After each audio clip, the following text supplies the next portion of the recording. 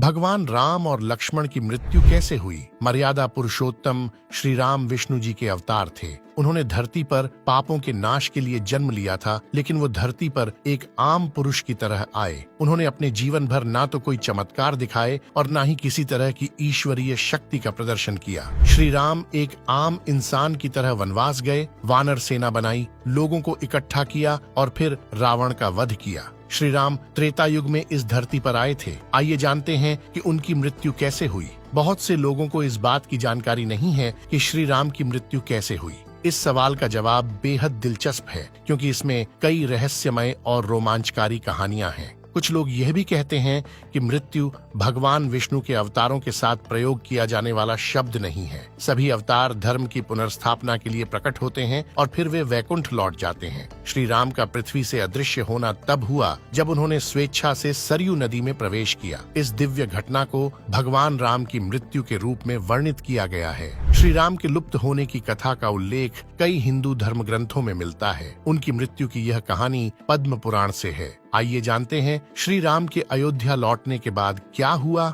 श्री राम ने 11,000 वर्षों तक शासन किया और अपनी प्रजा की भलाई के लिए अनेक यज्ञ किए। उसके पुत्रों और उनके भाइयों के पुत्रों को उसके द्वारा शासित बड़े साम्राज्य के कई हिस्सों में राजा बनाया गया। इसी दौरान माँ सीता भी अपनी इच्छा से धरती माता की गोद में समाहित हो गईं। लव और कुश अपने पिता के समान ही शासक बने। फिर श्री राम के स्वर्ग जाने का समय आ गया। जब एक ऋषि भगवान राम से मिलने आए, एक दिन एक ऋषि श्री राम के पास आए और उनसे अकेले में मिलने का अनुरोध किया। संत ने कहा कि जिस कमरे में वे बातचीत कर रहे हैं, उस कमरे में किसी को भी प्रवेश नहीं करना चाहिए। श्री राम ने लक्ष्मण को कक्ष के दरवाजे पर पहरा देने का निर्देश दिया और कहा कि यदि बातचीत के दौरान कोई भी कक्ष में प्रवेश करेगा तो उसे मृत्यु दंड दिया जाएगा। रामायण के कुछ संस्करणों में कहा गया है कि यह संत कोई और नहीं बल्कि काल देव या समय थे। आइए जानते हैं ऋषि ने क्या कहा। ऋषि श्री राम को याद दिलाने के लिए प्रकट हुए थे कि पृथ्वी पर उनके आने का उद्देश्य पूरा हो गया है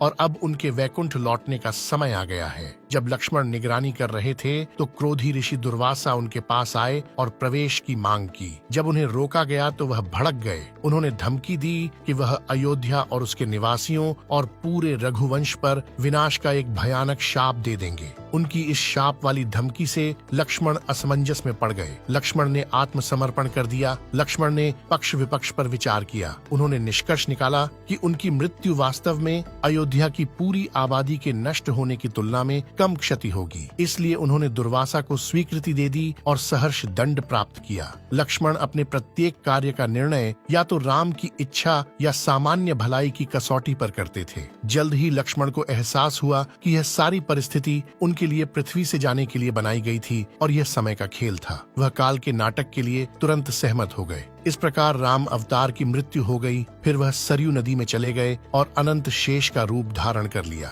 जब श्री राम को लक्ष्मण की मृत्यु के बारे में पता चला तो उन्होंने निर्णय लिया कि अब उनके अवतार को समाप्त करने का समय आ गया है। फिर उन्होंने अपनी जिम्मेदारियां अपने बेटों को सौंप दी और सभी को अलविदा कह दिया। भगवान राम सरयू नदी की गहराई में चले गए और गायब हो गए। जल्द ही उसी स्थान पर श्री हरि विष्णु अनंत शेष पर आराम करते हुए प्रकट हुए और अपने भक्तों को आशीर्वाद दिया।